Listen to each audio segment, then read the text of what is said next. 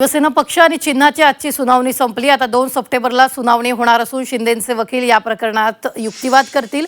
तर आजच्या सुनावणीत ठाकरेंच्या बाजूने देवदत्त कामत यांनी युक्तिवादादरम्यान चिन्ह गोठवण्याची मागणी केली आहे। 2018ची पक्ष घटना असंवैधानिक आहे असा युक्तिवाद शिंदेंचा नव्हता। निवडणूक आयोगाला दिलेल्या पत्रात उल्लेख नव्हता असा जोरदार युक्तिवाद कामत यांच्याकडून करण्यात आला। आता पुढील सुनावणी शिंदेंच्या वकिलांकडून कोर्टात युक्तिवाद केला जाणार आहे। विधानसभा अध्यक्षांवरील विश्वास आम्ही गमावलाय। त्यांनी घेतलेला निर्णय हा चुकीचा आहे। अध्यक्षांनी प्रकरण योग्य पद्धतीने हाताळलं नाही। कोर्टाला आमदार अपात्र करण्याचा अधिकार आहे। आमदारांनी पक्षांतर केल्याचा लाभ आधीच उपभोगला। आजही आमदार पक्षांतराचे फायदे घेत आहेत। अपात्रतेच्या निर्णयाआधीच विधानसभा अध्यक्षांनी पक्ष आणि चिन्ह एकनाथ शिंदेंना दिलं। 5 पैकी 3 आमदार फुटले तर पक्ष त्यांचा कसा होणार? पक्ष त्यांना देऊन टाकणार का? धनुष्यबाण चिन्ह देत नसाल तर ते गोठवा। चिन्हाचा निर्णय फक्त विधिमंडळातल्या संख्याबळावर झालाय।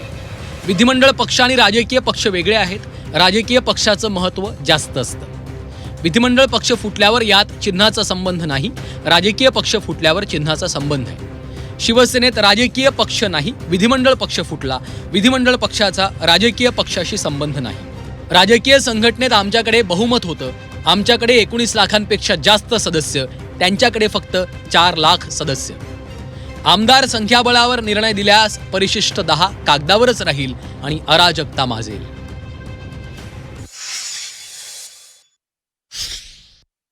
त्यांनी सांगितलं ना, हा पाया आहे पाया ना। आहे, हो. एकदा जर तो पायाच घडला, अपात्र झालं, मग पक्षाचा विषयच येत नाही ना पुढचा।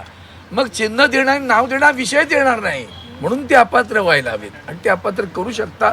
त्यांनी सगळे सोदाहरण जे सगळं सांगितलेलं आहे आणि अपेक्षा आहे कोर्टाकडनं, बघू आपण न्यायाची अपेक्षा करूया। कोर्टात आता हे सांगत होते की ज्या सिम्बॉलचा फायदा घेत आहेत, आपल्या सगळ्यांना माहिती आहे की राजकारणात फक्त सिम्बॉलवर कोणाला निवडून येता येत नाही।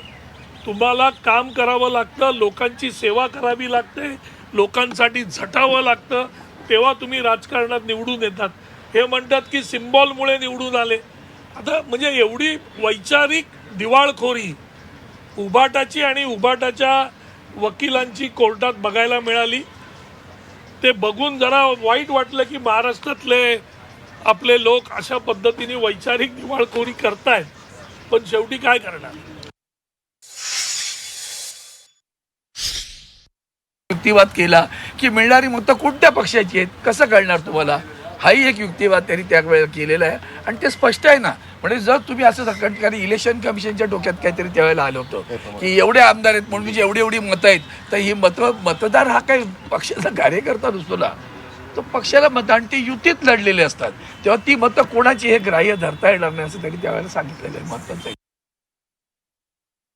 आहे। पहिला मुद्दा असा की उभाट आणि यांच्या वकिलांनी यांचा विश्वास ना इलेक्शन कमिशनवर आहे, ना यांचा विश्वास हा स्पीकरवर आहे आणि ना यांचा विश्वास याच्या अगोदरच्या कोर्टाच्या जजमेंटवर आहे।